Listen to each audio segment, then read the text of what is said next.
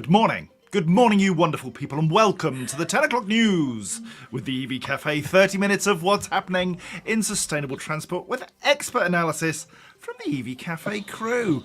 And today's opinions on a stick, in no particular order, are Sarah Sloman, because she's the best.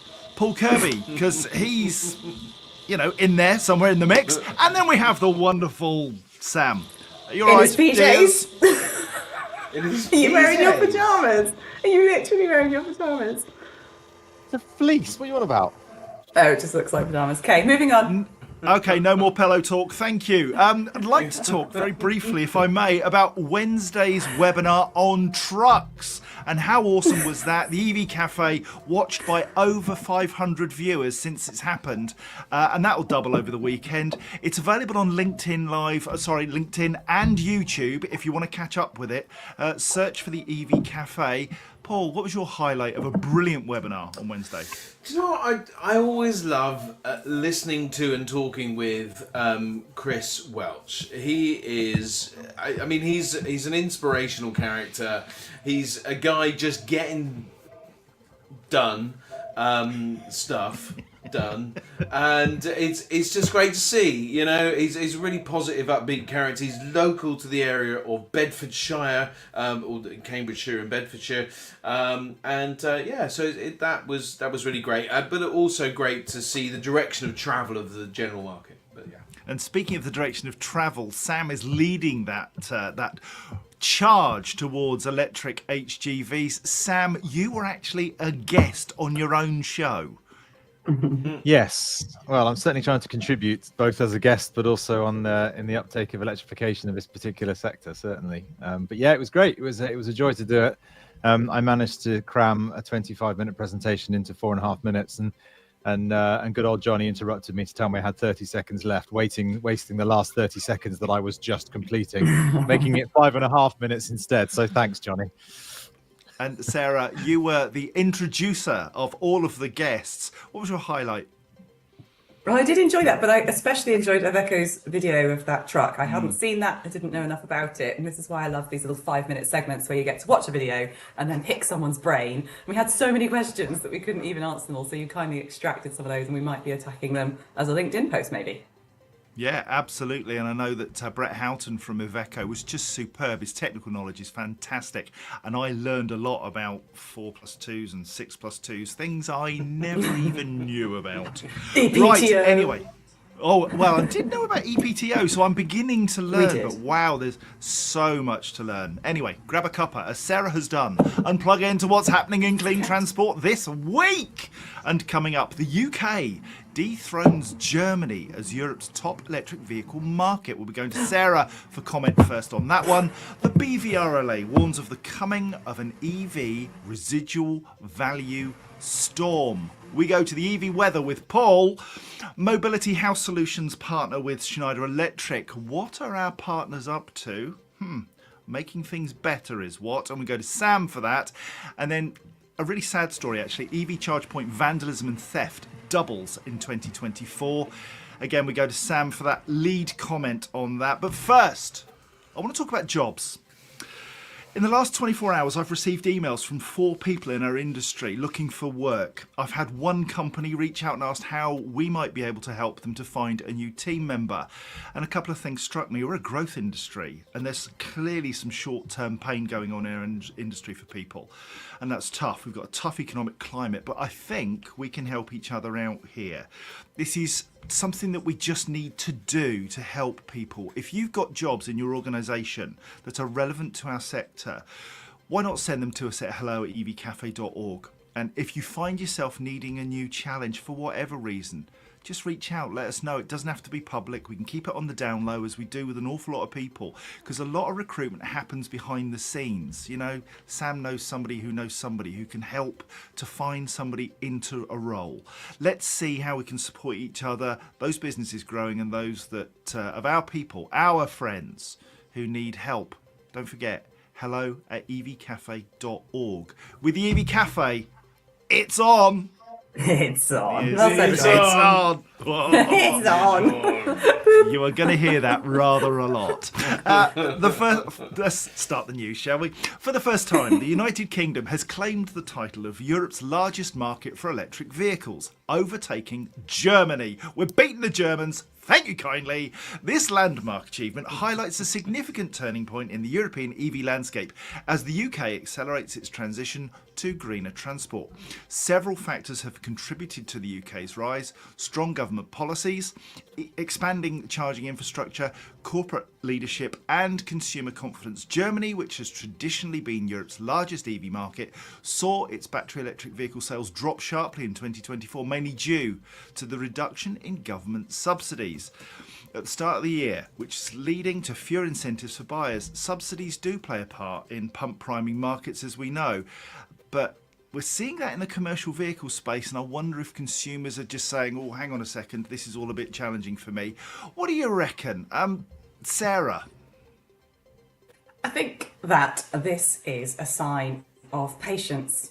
I think we had a long conversation in London yesterday about how we're so panicked in this growth industry that everything has to be done yesterday, otherwise it's not going to happen.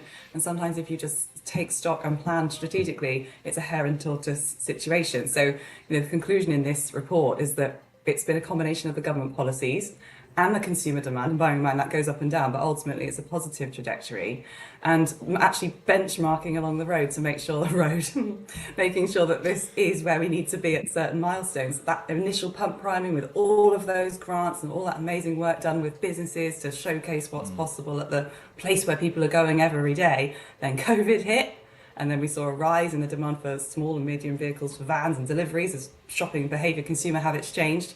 And then we had benefit in kind for those more sort of private use vehicles. So it's a perfect melting pot of all the right combination of things. A little bit of carrot, a little bit of stick. And as a result, we've overtaken one of Europe's largest markets.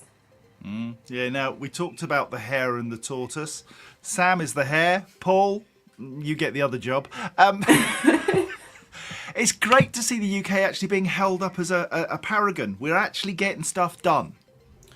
Yeah, it's interesting. The German market dropped significant last year in 2024, and obviously that we grew. I think what it does do is point to the fact that, because the reason cited for Germany sort of reducing is that their incentives are changed. There's confusion in the market. They weren't clear. That's kind of where we are just right now. We have extended the grants for vans for another year, which is great, part of the zero emission van plan with our partners BVRLA, Logistics UK and so on. But I do caution us to get that clarity back. Whilst we've got a couple of consultations out there, the ZEV mandate is up for grabs, and you think, well, gosh, Stellantis hit the ZEV mandate. A number of companies have hit all of the targets that we talked about, and we've still got it all up in the air. We need that clarity, otherwise we will lose that top spot as quickly as we got it. Quite right. And I was just looking up what the German was, because of course the UK market has the EV Café. The EV Café in German is exactly the same. So could we go help them out? Well, there you go. You see, Sam, have you got your passport? Yes, I do. I know you don't like travelling by plane, so perhaps you could take, I don't know, a scuba kit and swim over. Get on the train instead. Yeah, do try and avoid long haul flights where I can. So yeah, train to Germany. I'd be happy with that. Good man. Right, so would we. Right, let's crack on, shall we? And no, I'm sorry, mate. Love you, really. Should we do some shout outs for the people that we genuinely love? Scott Eady. He had a long lie-in, 9:32. But do you know what? You were the first, my friend. So well done. Steve Watts, morning. Friday, you're darn right, my friend. Wayne Dunn, good morning. Happy Friday. And Funnerland, you are so right. And look at him. 9:55, early doors. He'd got up, he'd brushed his pegs. It's Peter Heath. He's got nice teeth. Yay! DEV, the Daily Electric Vehicle, Chakravarti. He reported for duty at 9:57. Michael Barton, still from Bristol. He was in before the doors opened as well. EV Beano, Ron Godfrey. Hello. Ian Mayhew, lovely to see you, my friend. Good morning. Ash Bannister. Hello, geezer. He says, good morning, everyone, which isn't easy to say, but we'll go with everyone. Good man. David Cornish, lovely to see you. Mark Elliott, hello. Paul Kirby, love you, my friend. Graham Harris, a Mimi. Oh, that's nice, a Mimi. Graham, tell us what a Mimi is. With the letters after your name. I'm so late today. Oh, bless him. Paul O'Brien, good morning. Belinda Guy, she's never shy, and I can do all the rhyming you like. Liz Allen, oh God, I should be on BBC Radio 2. Liz Allen, good morning, my friend. Stuart Humphrey, always good to see you, and thank you for being so supportive throughout this week. Now then, John Jessen, hello. Leon Gomez, Olé! Mark Main, good to see you, and thank you so much for joining us for the webinar. A webinar made just for you, apparently. Ben McDonald, hello. Matthew Leng in Suffolk, hello, geezer. Rob Dustin, Sarah Wellstead. Missed Wednesday. Missed it? I know, shocking. We expect to see a note. Lloyd Allen, hello, geezer. Is it snowing up top there? 6'6" and a bit, whatever. Jim Blair, oh, the wonderful Arnold Clark. Good greetings to you, my friend. I think we're probably... Tom Middleditch has snuck in. 10:07. Tom Middleditch from Europe Car, one of our wonderful sponsors. He just needs a massive hug. Do you know that? Because he's a superstar. Daryl Sharp. Sam Clark even gets to say hello. Goodness gracious, but we won't shout that out because he doesn't like the shout-outs. Jennifer Smith, we've got a story about Schneider Electric coming your way, and we'll be sending you the clip. Would be really great if you could get it out to everyone. Amy Carter, late as usual, my bad. But do you know what, Amy? It's lovely that you're here. Bless you. And can I tell you something? The shorts on YouTube of your interview, the podcast with Sam and Sarah, was our highest performing shorts this week. Thank you, Amy. You are loved out in the real world. Clive Wilcox from the AA. He's a lovely geezer. We're going to wrap it up now with Darren Cunningham. Hello. And Graham Harris says, an associate member of the Institute of Motor Industry. Makes me sound like a geek. I prefer a Mimi. Kylie Glover from Greenfleet. Hello, you. Sneaking in at 10:12. Cool. Lovely to have you here. Shall we crack on? Yes. Paul, stand by for the next story. Leasing companies are staring at the horizon and not liking what they see, according to the British Vehicle Rental and Leasing Association, affectionately known as the BVRLA. It says that there's a named storm coming, and its name is electric vehicle residual values. That just drips off the tongue. So far, leasing firms have been able to weather the impact of the 60% decline in used EV prices since 2022 by offsetting the disposal losses with the proceeds of healthy prices for end-of-contract petrol and diesel vehicles. But the BVRLA says in its latest quarterly report that this has only been possible because EVs constitute barely 10% of their de-fleeted vehicles. Looking ahead, EVs now represent 37% of BVRLA members' total lease fleet and 44% of new additions, with some companies already well above the 50% threshold. Those numbers are fantastic. However, the concentration of EV residual value risk in the business contract hire and salary sacrifice sectors is extreme, argues the BVRLA, with the leasing companies keen to see private motorists account for a greater share of the new EV market. Paul, the used market is one that we are constantly speaking about and we're working with some of the used market to support a greater understanding of the opportunities in both passenger vehicles and the commercial sector. Indeed, and you know what we're experiencing at this point has been predicted for some time, I think, because we focused on the new sale of electric vehicles, and we have incentivized the new sale of electric vehicles quite heavily into the company car market, which feeds quite heavily the used car market at 2, 3, 4 and 5 years.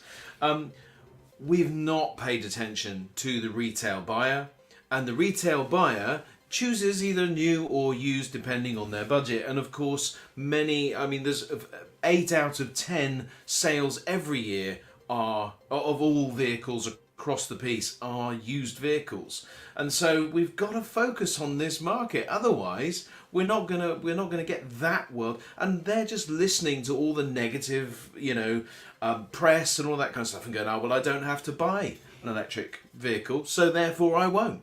And if you think it's bad in cars, I'm sorry, but it is bad, even badder in vans. And so, we've got, I know, well, we're funner, that's badder. It's, and so it's just not going to go well unless we take some time to focus on that very market and support the retail buyer with used electric vehicles. Sama, it seems you have a thought. Yeah, I did. I'm just curious about Samo from Griddy. It's terrible. Right. He's quitting. Paul, someone mute Paul, please. Otherwise, I'll never get a word in edgeways. Yeah, I just wonder on a wider point in leasing, in terms of the behavioural patterns over the last sort of decade or so, in terms of these things, because EVs are a reasonably new input to the contribution to the way in which the leasing companies are looking at residual values. But we've had petrol to diesel, we've had diesel to hybrids, we've had COVID, which I suspect the leasing companies made an absolute fortune because the residual values on the back end of all those vehicles would have been significantly higher. So I'm just curious as to, there must have been so many different really significant behavioral changes over the last 10 years, and EVs is just one of those journeys. So surely, to a certain extent, the companies are prepared for this sort of thing, aren't they? Because they've been doing it year after year in terms of changes in the market. So I just wonder, are we just looking and putting our hands up in the air and saying EVs are going to cause all sorts of mayhem? But we've had all sorts of other mayhem-related activities over the last few years that have caused changes in all of the vehicle makeups and their RVs. I think this is unique, though, Sam. To be the fair. opportunity, of course. So was COVID. The opportunities, of course, Sarah, are that we've got a market where used electric vehicles, can pretty well be a steal. Yeah, even just this morning, saw a post on LinkedIn about people saying when a second-hand vehicle, particularly the Nissan Leaf, reaches a certain market value, it makes a lot of sense to no longer use that as a vehicle at all, but instead have it repurposed for a home energy battery storage solution. And that's really, really quite clever. And it's not new at all. Even my boss back in North Somerset, nearly 6-7 years ago, was already doing that. So I'm just wondering if the battery is obviously the most expensive asset in these vehicles. Are we going to be looking at it differently when the time comes? But Ben makes a good point, Ben McDonald, about people just not looking at it correctly. It's ticket price versus second-hand price. It's not the whole picture every time. Yeah, he's quite right. Now then, if you like the news, but you haven't got 30 minutes to spend listening to this whole thing, then we've set up a new page on LinkedIn just for the news. And you'll get snippets in there, dropped in 1 minute, 30 seconds of some of the wit and wisdom of Paul, Sam, Sarah, and probably not me. We also have a podcast page, which has been set up. So if you if you love the podcasts, you can go and find them on the EV Café Takeaway podcast page. So if you search that, EV Café Takeaway podcast, you'll find a whole page dedicated to podcasts. If you search for the EV Café News, you'll find a whole page dedicated to the snippets and weird and wonderful that happens on the news.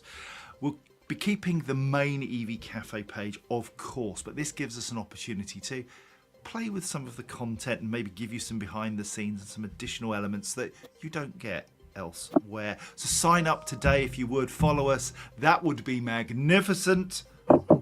Let's move on.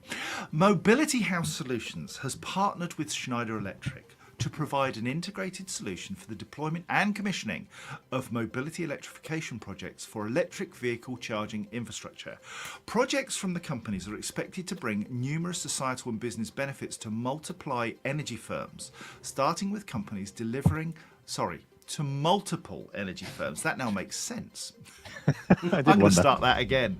Projects from the companies are expected to bring numerous societal and business benefits to multiple energy firms, starting with companies delivering or deploying new in-transit or in-depot charging solutions. Benefits of the partnership include optimised capital expenditure, energy efficiency improvements, and a pathway for future energy services. Heiko Bayer, Managing Director at the Mobility House Solutions, said, "Our advanced charging and energy management system, Charge Pilot, enables our partners to offer reliable charging at lowest possible energy and grid connection costs." And this is the interesting thing. In our experience, customers can save up to 70% in grid connection costs and another 20 to 50% in energy costs. Now, I don't know about you, Sam, but I want to know more. Yeah, it's a really good idea, right? I mean, I think in this particular world of CPOs and public charging infrastructure, it is not a cheap exercise. You know, we are all, we being the collective we, but GridServe 2 is investing billions, right? And we have to try and find ways of finding economies of scale. And if systems like this enable us to do that, what that ultimately will mean, and one would hope in the long term, is a reduction in the price of public charging. So anything we can do to find really clever ways of putting that consolidation of logic and technologies together to save cost is really, really promising. Because we're often, as an industry, beaten up for high prices at the public in the public charging network, thinking people naively think we're profiteering, and it couldn't be further from the truth. We've got standing charges 1,000%. We don't get carbon credits. There's no price cap on commercial electricity. We pay 20% charge VAT to customers, not 5% at home. There's loads of reasons why there's lots of costs that are associated with public charging. So this is just a really, really good example of quite early on in the journey of finding ways of consolidating, getting economies of scale, and hopefully reducing those connection costs, which then ultimately will result in cheaper electricity sold at the pump or at the charger for us mere consumers. So yeah, sounds good to me. Absolutely. If you can reduce the cost, you can reduce the price at the charger. Good news to me. Paul, indebted to you for putting the links in the chat here for the new EV Café Takeaway podcast and news pages. Sign up there, find some fun and frolics. Let's move on. Final story. Research has revealed that theft and vandalism targeting EV chargers has more than doubled in 2024 compared to 2023, according to data shared with DeterTech. The national intelligence portal that works on behalf of police forces in England and Wales discovered the findings and reported that both residential EV chargers and public charging stations were heavily targeted by low-level offenders and serious organised gangs alike, particularly in areas like South Yorkshire and the West Midlands. The company called for the use of deterrents like its own smart water forensic marking technology in order to ensure charge points across the country are protected and remain safe and accessible for all users. Now, on your journeys, have you seen the effects of vandalism, cable theft? I haven't, I have to say, but I am aware that it's a problem that can cause, £250,000 worth of damage at particular sites if you have a heavy number of charges. It's a big problem. Sam, what's your experience of this as an industry person? Yeah, we've suffered the consequences of this, like many CPOs have. I think we are probably a little bit luckier in as much as we're quite busy, and in the areas that we're in means that there's an awful lot of activity on the sites pretty much all the time, which does help. But we have succumbed to this really frustrating and frankly very expensive vandalism and theft element. And what's really frustrating is that the copper in it is not that valuable anyway. So it's an awful lot of effort and risk for them for very little gain, but causes a huge amount of cost to the industry. So smart water, I'm sure, is one clever way of trying to mitigate this, but I'm not sure how that works when people take the cables away and break them down for the component parts within. I don't know whether the technology is smart enough to be able to still trace that stuff when someone's broken it down into component parts. But I mean, we just have to keep working hard to try and prevent this from happening. And perhaps, I don't know, do you educate the criminals to let them know that it isn't actually worth as much as you think it is? But I suppose at the moment it just looks like a quick win of places, particularly in the quieter areas where they can try and take advantage of what appears to be a valuable asset when it really isn't. So maybe, hopefully, in the fullness of time, glass half full logic, they might work out that it isn't worth the bother. But we'll see. For the time being, it's an incredibly frustrating thing to have to deal with, and we've had to deal with it in solar farms as well as at chargers, incidentally. So yeah, tough. It's tough. Pablo, you're like a caged animal there. Well, I'm just thankful for David Cornish, who has said that some uncuttable tech has been launched. So it'd be interesting to see how that works out. Because we were on the rally, the EV rally, I think a couple of years ago, when we turned up at the Leeds Park and Ride, only to discover that their DC chargers had their cables cut and removed for the second time. So this was going on back then. It is going on now. For me, it's about the wider scrap metal market, where it's just a few pound notes over the table. Let's get a bit smarter with that and try and sort of cut it where the cut it where the money very good. when the money changes hands, and then as Sam points out, there'll be no market for it, which would be great. But it's good to see that there is uncuttable tech on its way. There is the trouble with these things, though, is that whilst it sounds great, doesn't it? But it's going to increase cost, right? An uncuttable cable is going to be more expensive inevitably because it's got more technology associated to it. And as I said on the webinar this week as well, that what I've learned this week, how much technology is actually in that cable in terms of the temperature sensors and all that kind of stuff, which is not the charger, not the vehicle, but the cable itself's got its own intelligence now too. So you add all these things in, these cables are going to get very thick and very expensive, and unfortunately that's just going to pass through to the end consumer. So these ideas are great, and I hope that it's an affordable solution. It sounds great, but is it going to be too expensive to implement? I don't know. Sarah spoke earlier about carrot and stick, and I wonder if there's a darn great stick required here, and that we need to put sentences in place for damaging national infrastructure that we rely on in society, and that actually the sentences should be pretty astronomical if you are stupid enough to tackle things that stop the rest of us going to work, earning the crust that pays the taxes, that enables people to just go around cutting cables and making a few quid. Do we need a bigger stick, Sarah? I don't know. I don't think people generally fear stick when they do crime. They're in a state of desperation already, so they don't even think about what the stick might be, is my understanding of it. And what they've done so well is identify... I don't know. I'm not in touch with any organised crimes, but it does remind me of some... So you say. Yeah, like evil cat. But the idea of hotspotting and all the examples you've all just given are in the hotspots that have been identified. So perhaps they are already kind of moving in on them. But Lloyd Allen's on this chat, and it reminds me of the really early days when we were putting in charges way back 2010 onwards. And there was the national cream egg effort where somebody kept ramming cream eggs into charging sockets. I will never not think that's funny, but actually it's not funny at all because of the damage that it caused. It just goes to show people just have gone from being sort of, I hate this thing, I'm going to graffiti this thing, through to trying to sort of embrace the fact that people don't like them. But you can deter all you like, but it's still going to slow them down rather than stop them altogether. In fact, the woman in EV group was saying, why can't we just sort of give them a little shock? But I really don't think it's the difference between a little shock and a explosion. So I don't think that's going to work. But and credit to Formula Space, who's been working on helping to reduce this crime in these spots. So yeah, lots of collaboration. Hopefully, as you say, the price isn't worth it, the risk is too high, and then with a bigger stick means it's just not worth the time. I've got a really weird brain, as you know, and I was imagining just dressing myself up as a charger so that somebody would ram a cream egg in my face, and then I realised that somebody might try and cut the cable off. Leo Pickford mentions... No scrap value there, my friend. No. Leo Pickford mentions cameras, and my thinking is here, because if we look at the sort of camera visibility, Sam's point about that these are busy places, I think we're going to reduce that opportunity, aren't we? As we get those things busier, we make them more visible, like putting them in the back end of a car park, hidden out of the way, has been the way many times before. So perhaps if they become more visible, less hidden away, then it might reduce that. Anyway. Yeah, the experience we've had, Paul, for some of the places where we have been targeted, we've got plenty of CCTV footage. It doesn't tell you anything. The guys dressed in black with hoods on, late at night.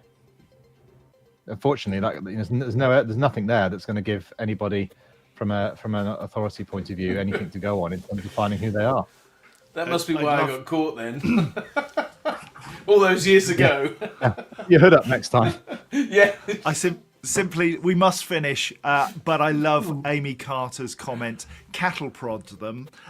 Amy, what are you doing with a cattle prod? Let's move on. If you've got any clean, none of your filth, clean transport, PR or news stories you'd like us to cover, please send them to us at hello@evcafe.org. Don't forget your jobs, and if you're in need of a job, send it to the same address. We'll sort it all out. Until next Friday, it's goodbye from me, and it's goodbye from them guys and girls. This has been an EV Cafe production. other sustainability news services are available. But this is just butter! Somebody's got to put it on the bottom of his cup. Thank you, Sama. The Well, EV there's Café one person has an opportunity. is truly That's blessed true. to be partnered with the AA, Webfleet, Europcar, Iveco, Drax Electric Vehicles, Sperry, Allstar, Schneider Electric, Dynamon, EV Blocks, and AW Energy. We're the EV Cafe. We're going to continue supporting the transition to clean transport. Enjoy the rest of your day and your weekend, wherever it takes you. I'm off for a lie down in a dark room and to dress as a charger. Until next Friday. Bye-bye. Bye.